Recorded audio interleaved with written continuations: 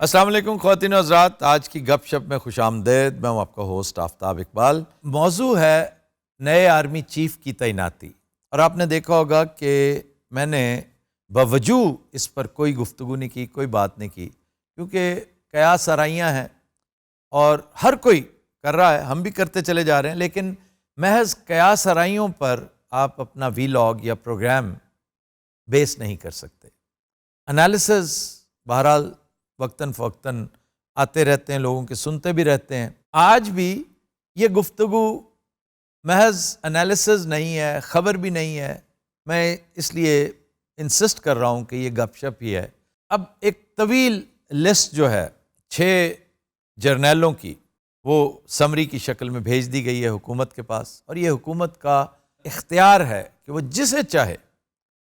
اس میں سے 2 جرنیل پک کرے، ایک کو chairman joint chiefs of staff committee بنائے اور دوسرے کو پاکستان کا آرمی چیف۔ اب اس میں ٹاپ پہ لیفٹیننٹ جنرل عاصم منیر ہے اور باٹم پہ لیفٹیننٹ جنرل عامر ہے۔ اچھا، اب جو گیون سرکمسٹانسز ہیں ان میں چوائس اور پریفرنس اپیرنٹلی پریویل کرے گی جی ایچ کیو کی، ملٹری ٹاپ براس کی اپنی۔ ایک چھوٹا سا ریفرنس ابھی ماضی قریب سے دیکھیے کہ ایک پرائم منسٹر جو اچھا خاصا تگڑا ووٹ لے کر آیا، عمران خان کے نام سے دنیا جسے جانتی تھی، اسے اپنی چوائس کا آئی ایس آئی چیف نہیں لگانے دیا گیا۔ وہ کنٹینیو کرنا چاہتا تھا جنرل فیض حمید کو، لیکن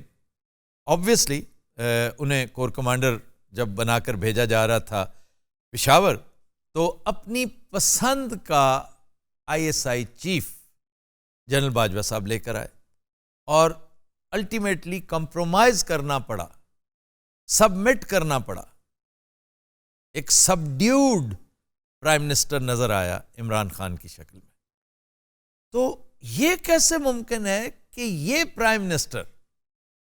جس کو امپورٹڈ بھی کہا جاتا ہے، جس کو بالکل ایک تنکے کا سہارا میسر ہے، جس کے ساتھ اس کی حکومت چل رہی ہے،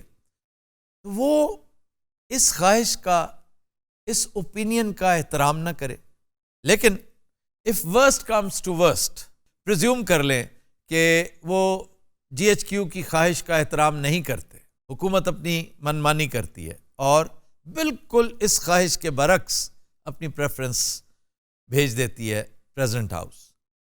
اب پریزیڈنٹ 2 ہفتے تک اپنے پاس رکھ سکتا ہے، پھر واپس بھیجتا ہے، پھر وہی نام آتا ہے، تو 10 دن کے بعد آٹومیٹیکلی وہی نام پریویل کر جائے گا جو پرائم منسٹر نے کہا، کیونکہ قانونی طور پہ، آئینی طور پہ یہ اس کی ثوابدید ہے۔ دلچسپ ترین بات، بلکہ ہوش ربا بات، پریشان کن بات اس پوری سچویشن میں یہ ہے کہ یہ 15، 20، 25 دن chief of the army staff کون رہتا ہے؟ کیونکہ جنرل باجوہ صاحب نے تو 29 کو ریٹائر ہو جانا ہے۔ اب اگر تو حکومت یہ سوچ رہی ہے کہ باجوہ صاحب نے تو چلے جانا ہے 29 کو، یہ بات آگے بھی چلی گئی تو کوئی لمبا چوڑا پرابلم نہیں ہوگا،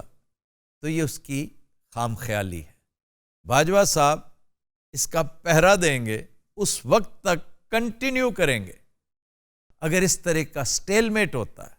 فیس آف ہوتا ہے، تو آپ دیکھیے گا اس وقت سچویشن زیادہ پریشان کن ہوگی۔ اب ملٹری ٹاپ براس کی ڈھکی چھپی گفتگو سے، باڈی لینگویج سے، اشارے کنائے سے جو انڈرسٹینڈنگ ہم تک پہنچی، اور بہت سو نے اس کے اوپر رائے زنی بھی کی، وہ یہ ہے کہ کوئی بھی controversial figure, controversial in the sense کہ کسی ایک پارٹی نے دست شفقت ان پہ رکھا ہو، تو اس سے بچا جائے گا، اس سے نکلا جائے گا، کیونکہ فوج کے خلاف پہلے ہی بہت کچھ ہوتا چلا جا رہا ہے۔ اور آج جنرل باجوہ نے اپنی ایک الوداعی تقریر میں بھی اس کا تذکرہ کیا، اس کے اوپر تو علیحدہ سے گفتگو کرنی بنتی ہے، اگر مجھے موقع ملا تو میں اینڈ پہ اس کے اوپر کچھ مختصر سی بات کروں گا، ورنہ بعد میں اگر ممکن ہوا تو۔ اب بات یہ ہے کہ حکومت ڈیفینیٹلی جنرل عاصم منیر کو آرمی چیف لگانا چاہتی ہے، اور بظاہر یہ لگتا ہے کہ فوج کی جو پلس ہے وہ ادروائز سوچ رہی ہے۔ دیکھیں نا، جنرل فیض حمید ایسوسیٹ ہو گئے ایک پارٹی کے ساتھ، جنرل عاصم منیر دوسری کے ساتھ، اور اتفاق دیکھیے کہ جنرل عامر تیسری کے ساتھ۔ تو اس جھنجٹ میں پڑے بغیر سیدھا سیدھا میرٹ، اور جس پر جنرل ساحر شمشاد ٹاپ پہ ہیں، جو اس وقت کور کمانڈر پنڈی ہیں، نمبر 2 جنرل اظہر عباس ہیں، پھر جنرل نعمان ہیں۔ یہ ہائرارکی میں اس طرح ان کا شمار ہوتا ہے۔ ان کے بعد آتے ہیں جنرل فیض حمید، گو کہ یہ 6 کے 6 اس فہرست میں شامل ہیں۔ تو پہلی دفعہ جو خاص بات میں محسوس کر رہا ہوں، جو میں بڑا افسوس سے جس کا اظہار کر رہا ہوں، میں کہنا نہیں چاہ رہا تھا لیکن یہ فیکٹ ہے کہ پہلی دفعہ جنرل باجوہ کے 6 سالہ طویل و عریض ٹینیور میں مجھے پہلی دفعہ خواتین حضرات جنرل باجوہ کے ساتھ دلی ہمدردی محسوس ہو رہی ہے کہ ایک شخص جو ٹوائلائٹ زون میں داخل ہو چکا ہے، بلکہ جس کا معاملہ اب چند گھنٹوں کا رہ گیا ہے، اپنے 44 سالہ دور کو وہ ختم ہوتے دیکھ رہا ہے، یونیفارم اتارنے جا رہا ہے، فوج سے ایک فارمل رشتہ ختم ہو رہا ہے، تو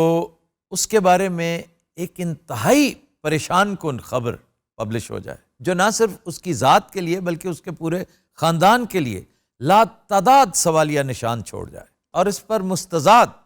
موجودہ حکومت کی روایتی آرم ٹویسٹنگ، بلیک میلنگ، ہٹ دھرمی، خود سری کہ نہیں جی چونکہ آئینی حق ہمارا ہے تو ہم لائیں گے جس کو لے کر آنا ہے، ہم جسے چاہیں آرمی چیف بنائیں، جسے چاہیں چیئرمین لگائیں، آپ کون ہوتے ہیں ہمیں پوچھنے والے، بتانے والے، گائیڈ کرنے والے اور کمانڈ کرنے والے؟ تو ایسی صورتحال میں جنرل باجوہ آج سے 3 دن پہلے والے اگر میں دیکھوں تو وہ تو بہت تگڑے، قائم دائم، ان کے پائے استقامت میں کم از کم مجھے کوئی لغزش نظر نہیں آ رہی تھی۔ لیکن جو ہی یہ سٹوری چھپی ہے، اور اس سٹوری کے بعد مجھ سمیت پورا پاکستان،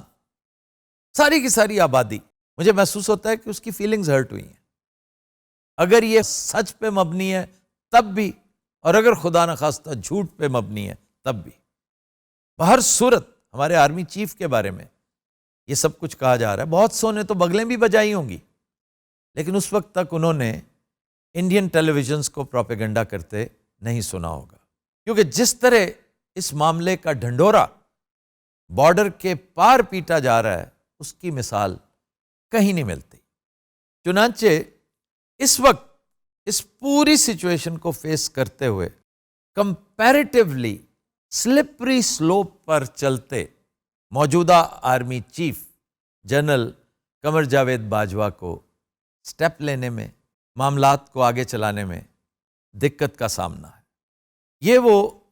سچویشن ہے کہ جس میں ہمیشہ پیئر پریشر کام آتا ہے اور پیئر سپورٹ کام آتی ہے۔ میرے ویورز کو خوب یاد ہوگا کہ جنرل باجوہ تو ڈان لیکس پر ہر چیز مان کے واپس آ گئے تھے۔ انہوں نے پرائم منسٹر سے کہہ دیا تھا سر غلطی ہوگی، آئندہ ان چیزوں کا خیال رکھا جائے گا، اور جو آپ فرما رہے ہیں ایسا ہی ہوگا۔ اپنی طرف سے انہوں نے ایک لائلٹی شو کرنے کی کوشش کی پولیٹیکل گورنمنٹ کے ساتھ، لیکن جو ہی وہ واپس آئے اپنے لوگوں میں، اپنے پیئرز میں، تو ایک نیا بیانیہ جنم لے چکا تھا کہ یہ تو ہمیں بہت لیٹ ڈاؤن کیا انہوں نے، سو مچ سو یہ آپ سے جنرل آصف غفور کو تبدیل کرنے کی بات کر رہے ہیں۔ آپ نے اس پہ غور نہیں کیا کہ کیا کیا جا رہا ہے؟ تو جو اس وقت صورتحال ہے، میں اس کے ساتھ بالکل ایگری نہیں کرتا کہ یہ جتنے اختیارات آرمی چیف کے پاس ہوتے ہیں، مطلب آرمی چیف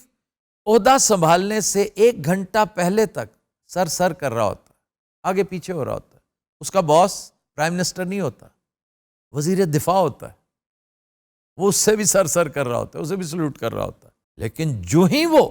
آرمی چیف لگ جاتا ہے اس کے بعد پرائم منسٹر اس کے سامنے جتنے آئے آج تک خس و خاشاک کی طرح بہتے گئے۔ پرائم منسٹر نواز شریف تو باقاعدہ اس حوالے سے ہیبیچول نظر آئے کہ 5 آرمی چیفز انہوں نے لگائے، کسی کے ساتھ نہیں بنی، اور تقریباً سب نے انہیں وہی ٹریٹمنٹ دی جو جنرل باجوہ صاحب نے دی۔ چنانچہ اس پیئر پریشر کے انڈر آ کے انہوں نے فوراً کہہ دیا کہ نہیں جناب یہ ریجیکٹڈ ہے، آپ کو ریجیکٹڈ والی ٹویٹ یاد ہوگی۔ تو میری خبر ہے اس کے بعد میں انالیسز بلڈ کر سکتا ہوں، میں نہیں کروں گا، میں آپ پہ چھوڑ رہا ہوں، آپ اس پہ غور کیجئے، کیونکہ اب تو معاملہ چند گھنٹوں کا رہ گیا ہے۔ 7 لیفٹیننٹ جنرلز یہ جنرل باجوہ صاحب سے ملے ہیں اور ایک طویل دورانیے کی میٹنگ ہوئی، اور اس میں جو سنسنی خیزی ہے نمبر 1 یہ کہ اس میں ٹاپ اور باٹم جنرل عاصم اور جنرل بلال شامل نہیں تھے، ان میں باقی بڑے اہم جنرلز موجود تھے جن میں جنرل فیض بھی تھے۔ دوسری اہم بات اس مبینہ میٹنگ کے بارے میں یہ ہے کہ اس کا دورانیہ ایکسیپشنلی طویل تھا۔ تیسری اہم بات اس مبینہ میٹنگ کے بارے میں یہ ہے کہ ان 7 لیفٹیننٹ جنرلز نے اپنے سپہ سالار کو مکمل یقین دہانی کی ہے کہ آپ جو فیصلہ کریں گے ہم آپ کے پیچھے کھڑے ہیں۔ آپ جنرل عاصم کو لانا چاہتے ہیں بسم اللہ، آپ جنرل عامر کو لانا چاہتے ہیں تب بھی نو پرابلم، جو فیصلہ آپ کا ہے وہی فیصلہ پریویل کرنا چاہیے، کیونکہ ایسا ہی ہوتا چلا آیا ہے۔ پرائم منسٹر کا یہ حق ضرور ہے، ثوابدید اس کی ہے، لیکن look at the prime minister, look at this prime minister, یہ کس طرف سے حقدار ہو گیا؟ اس طرح کی بات ہوئی ضرور ہوگی، مجھے یہ نہیں پتا کہ یہ ہوئی ہے یا نہیں، اور یہی وجہ ہے کہ میں اپنی اس گفتگو کو گپ شپ کے زمرے میں زیادہ لاتا ہوں۔ تو اس پر عین ممکن ہے lieutenant general Zia Uddin but والا واقعہ وہ ایپیسوڈ بھی ڈسکس کی گئی ہو۔ میں نے اس پر 20 کالمز لکھے تھے، اور خام خواہ ایک شریف آدمی جنرل ضیاء الدین بٹ ایک بہت ہی شریف اور نفیس آدمی، بہت اچھا سولجر تھا، لیکن خام خواہ کی بدنامی کا باعث صرف اور صرف نواز شریف صاحب کی ہٹ دھرمی، جب انہیں یہ کہا گیا کہ جناب آپ کو کیا پرابلم ہے، جب آپ کو پرائم منسٹر کہہ رہا ہے حق اس کا ہے، اتنا بڑا مینڈیٹ ہے، یہ ہے وہ ہے، تو جنرل صاحب بیچارے معصوم آدمی تھے، انہوں نے راجہ بازار سے پپس منگوائے، سارے لگائے، کلرز لگائے، رینکس لگائے، اور انہوں نے کہا جناب اوکے اگر ایسا ہے تو سر اس طرح کے ڈی آئی جیز، اس طرح کے آئی جیز، ایس پیز ہم اسٹوڈیو سے منگوا کے روز لگاتے ہیں، یہ جہاں میں بیٹھا ہوں یہاں پر منی تھیٹر برپا ہوتا ہے اور اس طرح کے افسران ہم روز دیکھتے ہیں۔ ایسا نہیں ہوتا، اس کے پیچھے آپ کی فورس، اور وہ فورس جو ہے that does not come from the Prime Minister's house, that comes from the GHQ۔ تو اس صورتحال میں given circumstances میں اگر یہ مان لیا جائے کہ یہ میٹنگ ہوئی ہے، ان جنرلز نے اپنے سپہ سالار کے ساتھ ایک طویل ملاقات کی ہے، تو ڈیفینیٹلی میرا ماننا یہ ہے کہ اس میٹنگ میں یقین دہانی ہوگی۔ یہ کوئی الوداعی میٹنگ نہیں تھی، الوداعی میٹنگ ہوتی تو سب کے سب موجود ہوتے۔ اچنبے کی بات اس میں یہ ہے، غور طلب بات یہ ہے کہ ٹاپ والے جنرل صاحب بھی نہیں ہیں، باٹم والے بھی نہیں ہیں۔ اب خدا جانتا ہے ان میں سے کون آرمی چیف لگتا ہے، اور ہو سکتا ہے یہ دونوں ٹاپ سلاٹس کے لیے سلیکٹ ہو جائیں، لیکن